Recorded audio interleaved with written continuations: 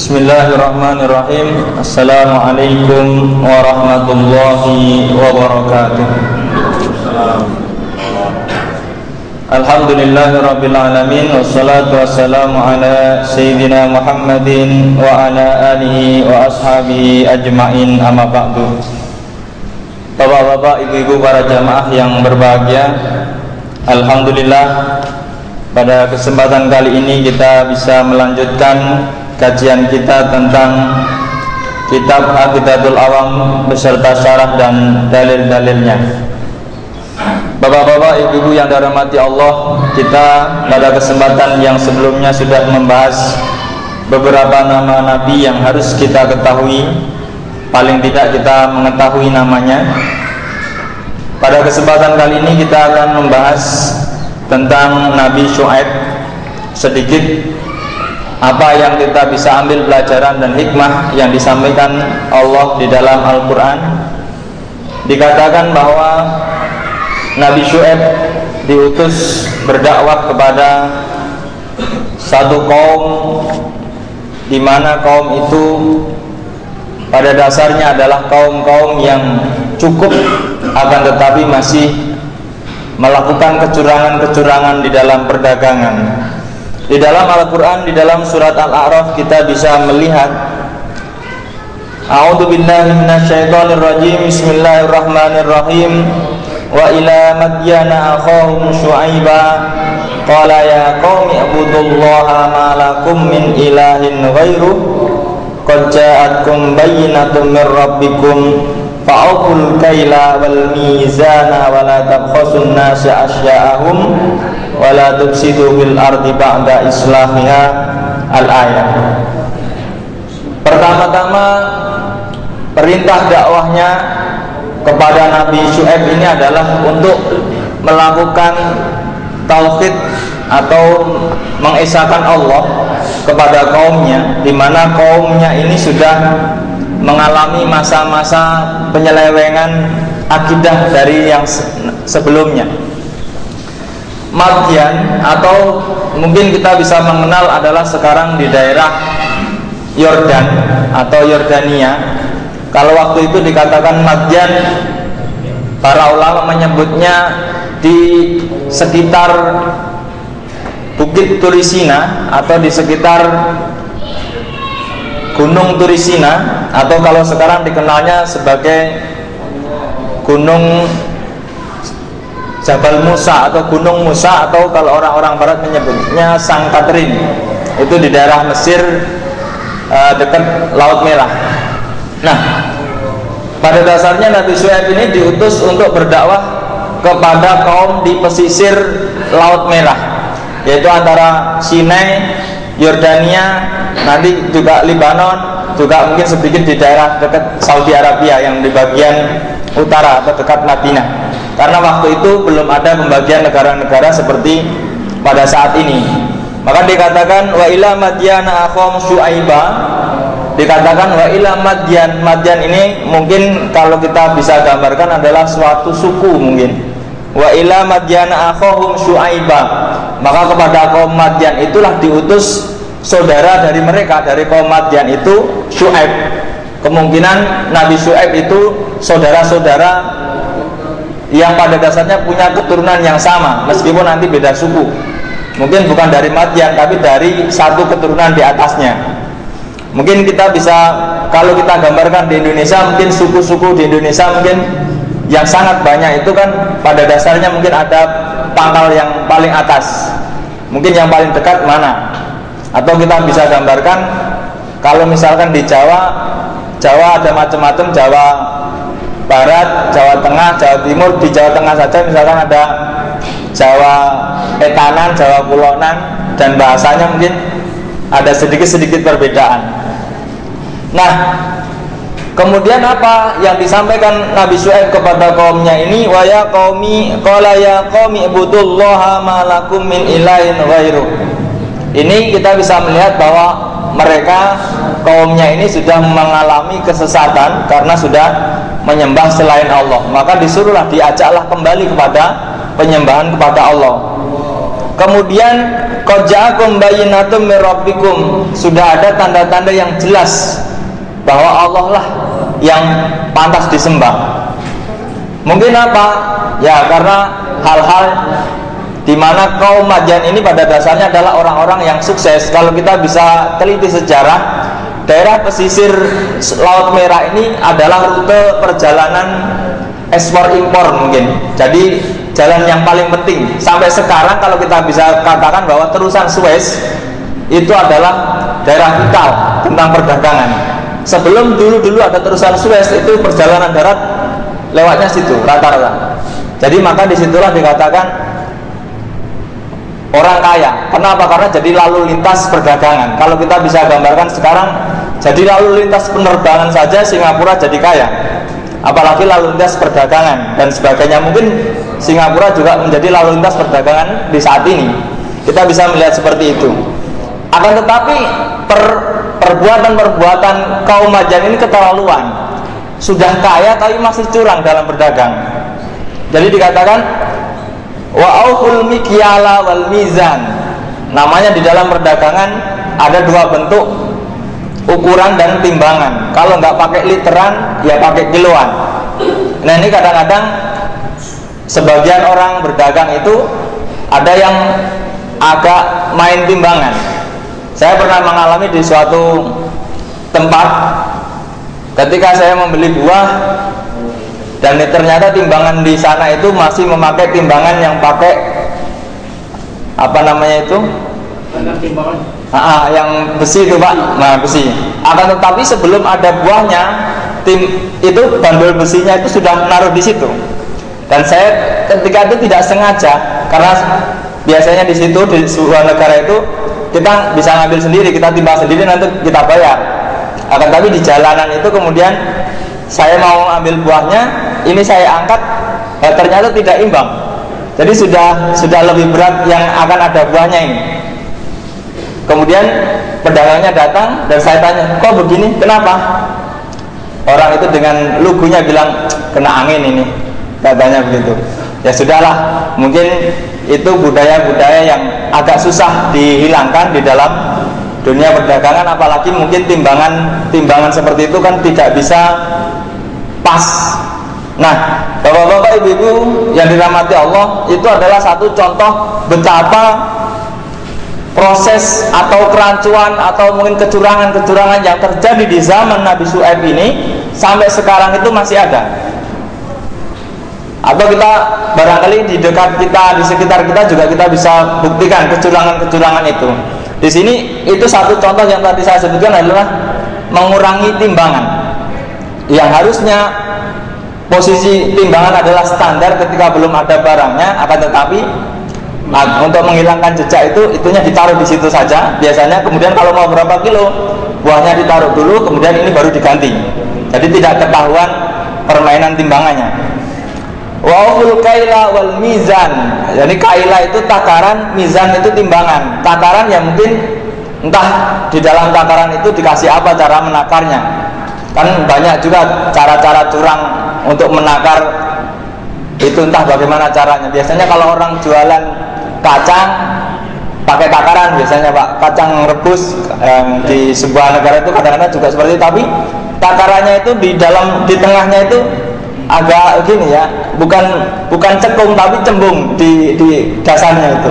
Jadi kelihatannya sih dari luar banyak, tapi ketika di ini sebenarnya sedikit.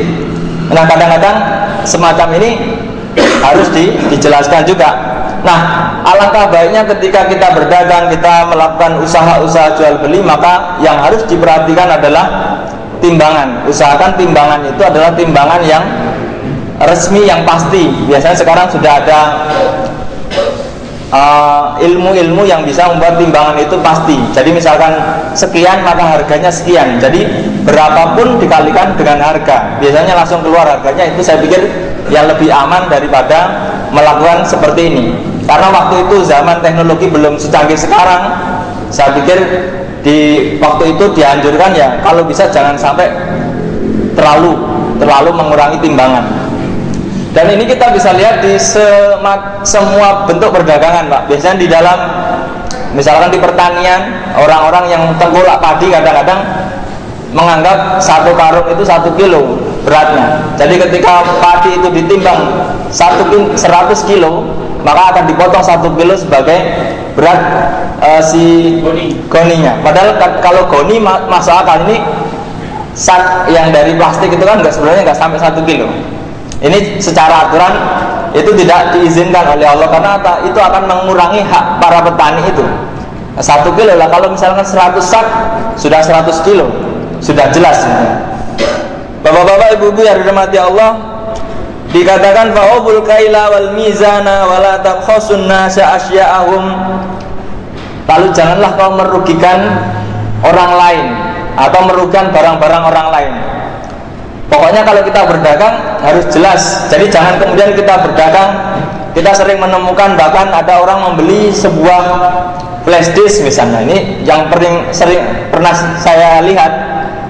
Ternyata harganya murah bener. Ketika dibeli sampai rumah ternyata hanya potongan kabel yang dibungkus dengan sampul flash disk. Ini pernah terjadi.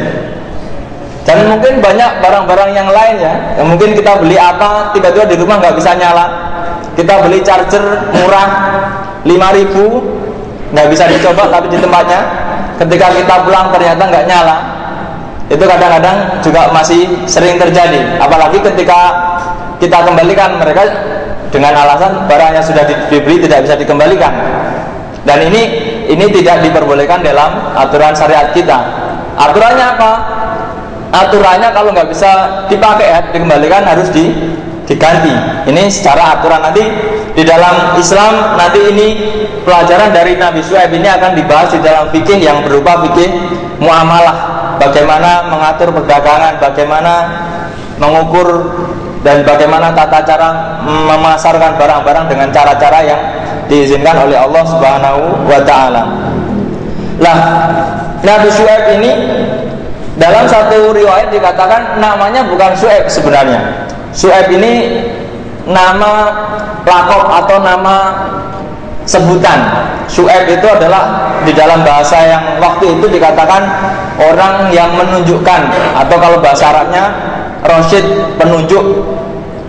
Nabi Syuaib ini di kaumnya adalah orang-orang yang punya kecerdasan dan punya kebijaksanaan di dalam kaumnya. Maka dikatakan disebutkan dengan bahasa-bahasa sikapnya atau sifatnya. Kalau kita mengenal mungkin sebutan Abu Bakar, sebutan Abu Jahal, sebutan Abu Lahab, semua itu bukan nama aslinya, tapi itu yang lebih dikenal daripada nama aslinya.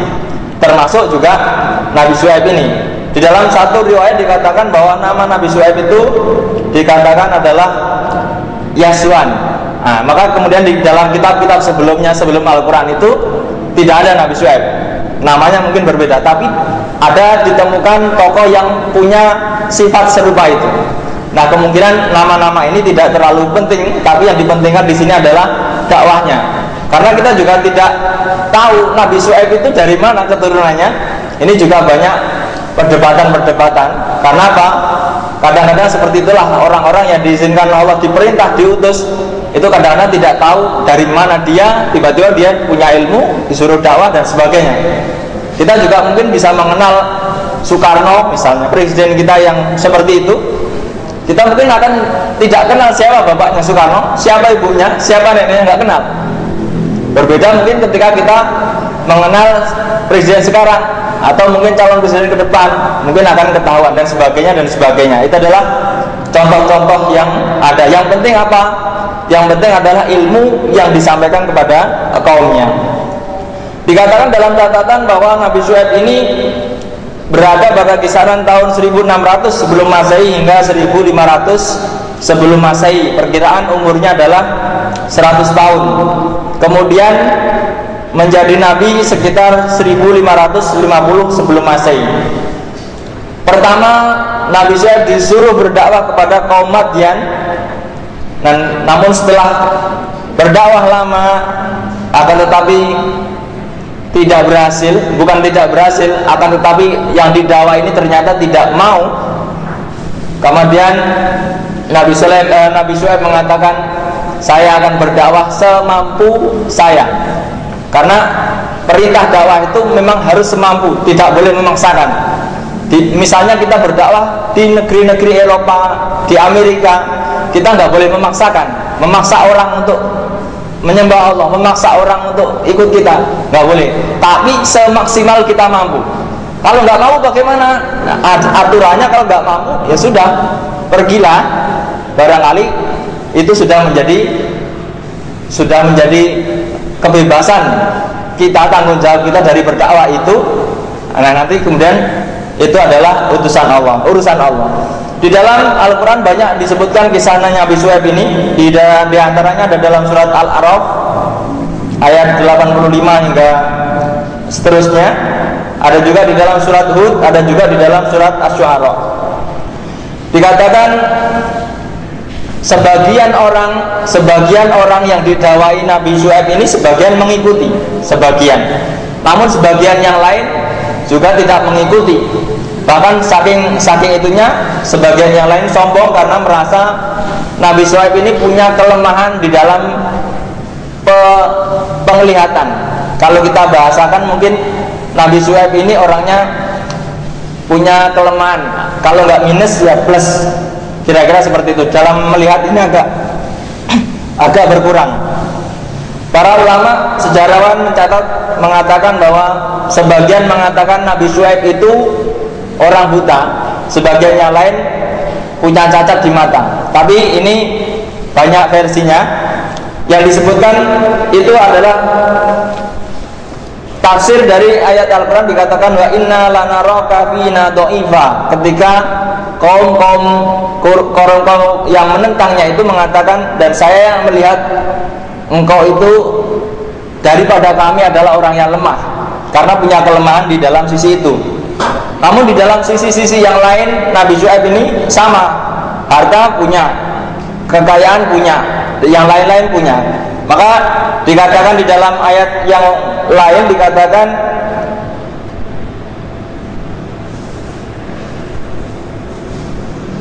dalam surat Al-A'raf, qala al-mala'u alladziina istakbaru min qaumihi la tukhrijannaka ya Syuaibu walladziina amanu ma'aka min qaryatina aw la ta'udunna bi millatina qalu awalau kunna karihin qad iftaraina 'ala Allahi kadiban in udna fi millatikum ba'da idnajjana Allahu minha wa ma yakunu lana an na'uda fiha illa an yasha Allahu rabbuna wasi'a rabbuna kulla syai'in ilma 'ala Allahi tawakkalna rabbana ftah bainana wa baina qaumina bil haqq wa anta khairul fatihin.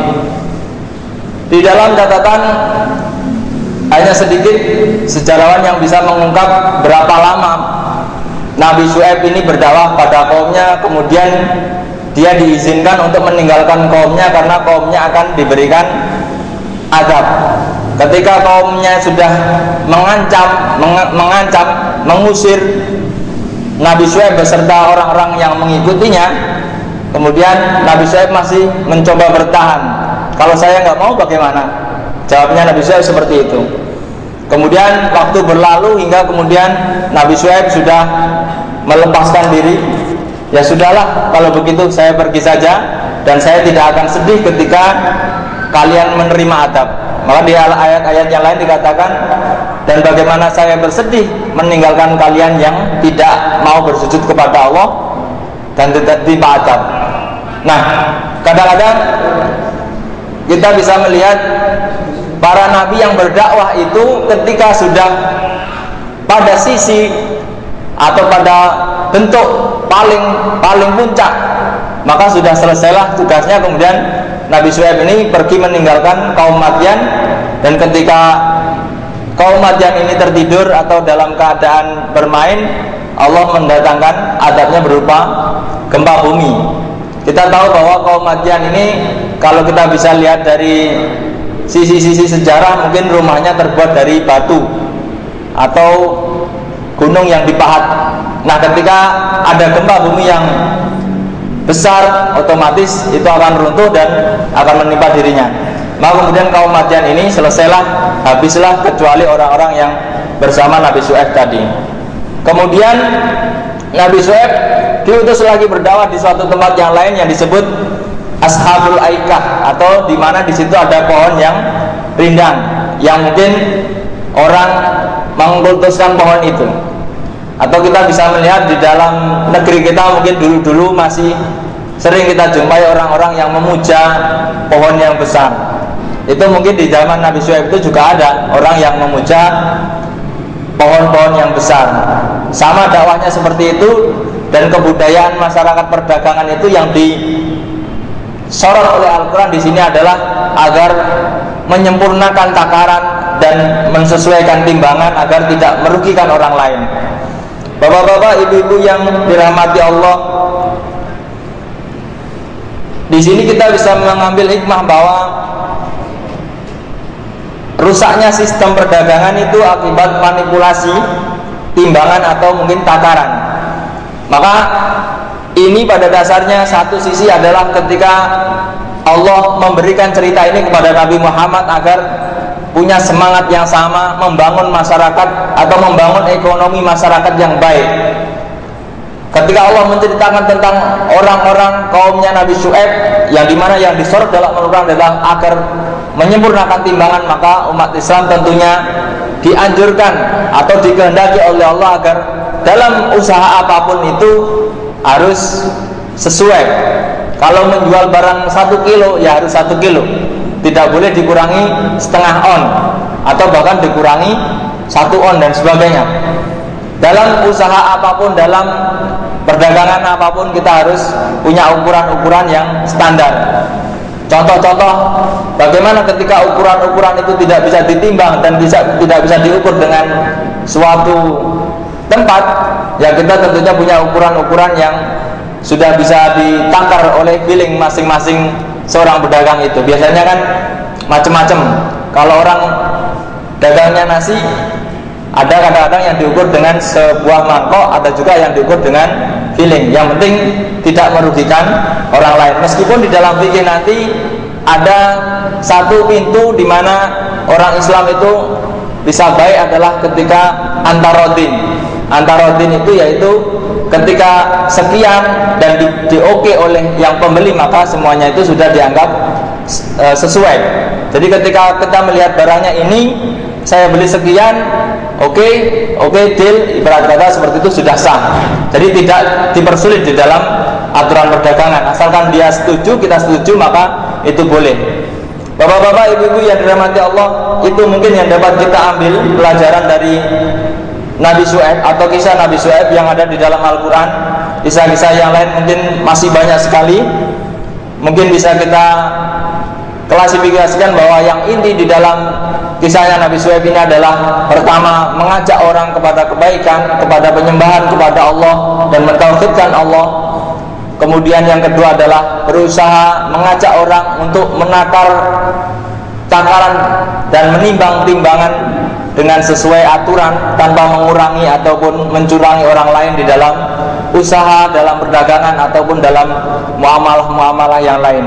Bapak-bapak, ibu-ibu yang dirahmati Allah, barangkali itu yang dapat saya sampaikan.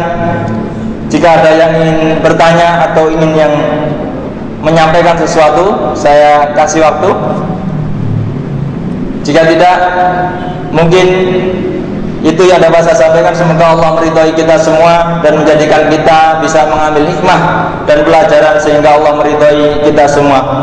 Bapak-bapak, ibu-ibu yang dirahmati Allah, kurang lebihnya mohon maaf. Wallahu minkum billahi taufiq wal hidayah. Wassalamualaikum warahmatullahi wabarakatuh.